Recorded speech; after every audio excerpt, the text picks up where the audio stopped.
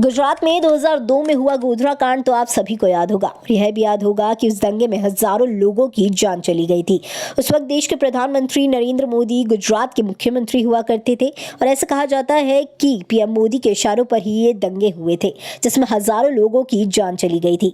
लेकिन अब ये आरोप लगने के बीच आपको बता दें कि जिस तरीके से जिसके इशारे पर यह दंगा हुआ था और जो आरोप लगाए गए थे, लेकिन अब गोधरा कांड को लेकर एक फिल्म बना दी गई है जिसका नाम है द साबरमती रिपोर्ट। इस रिपोर्ट में गोधरा कांड की एक एक सच्चाई उजागर की गई है। हर पहलू को छूने की कोशिश की गई है और उस वक्त की सच्चाई क्या थी पूरे दंगे की इस फिल्म के जरिए दिखाने का प्रयास किया गया है। हालांकि इस फिल्म के आते ही विवाद शुरू हो गया है, सियासत गरमाई हुई है। बहुत सारे लोग ऐसे हैं जो इस फिल्म के पक्ष में हैं, कुछ लोग ऐसे भी हैं जो इस फिल्म को एक रणनीति या एक साजिश करार दे रहे हैं। तो तमाम सवालों का जवाब अब सामने आ चुका है। द साबरमती रिपोर्ट, जिसके जरिए कहा जा रहा है कि पक्ष की ओर से सच सामने आया तो दूसरी ओर से कहा जा रहा है कि झूठ किसने फैलाया। तो बहुत सारे सवाल हैं जिनको लेकर अब 2002 की जो सच्चाई है गोधरा कांड की या गोधरा नरसंहार की या गोधरा में हुए दंगों की, उसे लेकर अब इस फिल्म को लेकर सियासत तेज हो गई है।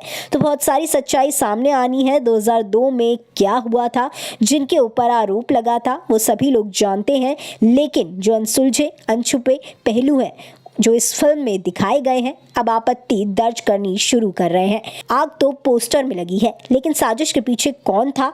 प्रधानमंत्री को आपने सुना ही होगा। प्रधानमंत्री ने अपनी बात खुलकर रख दी है कि ये सच का पता लगना चाहिए, देश दुनिया को भी मालूम होना चाहिए।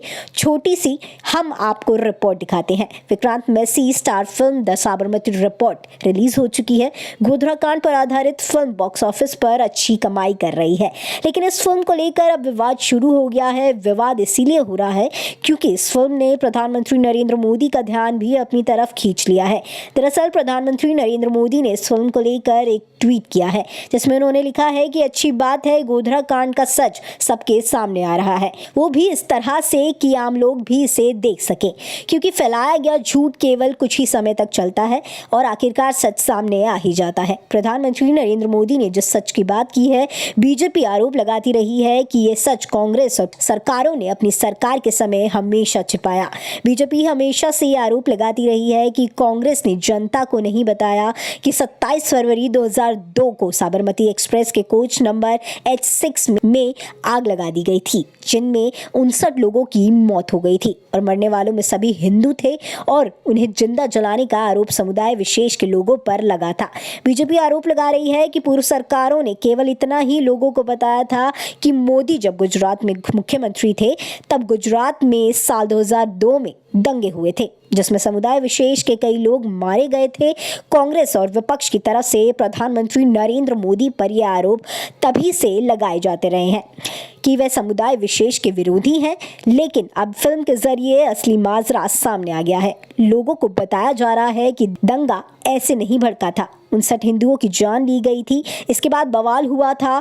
तो अब जब सच्चाई सामने आ रही है तो यह भी कांग्रेस को रास नहीं आ रहा है।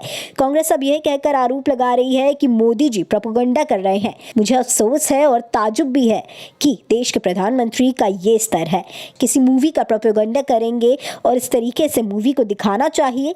क्या ये मूवी प्रधानमंत्री ने ही बनवाई है? फिल्म को लेकर विवाद इतना बढ़ गया है, सियासी तकरार हो रही है। देखिए, सच कितना भी कर ले छुपता तो नहीं है। उस वक्त भी जिस तरीके से दंगों को लेकर उसके बाद लगातार प्रधानमंत्री नरेंद्र मोदी जी के ऊपर जिस तरीके से निजी हमले किए गए, शब्दों की मर्यादा को खोते हुए क्या क्या शब्दों का इस्तेमाल नहीं किया गया।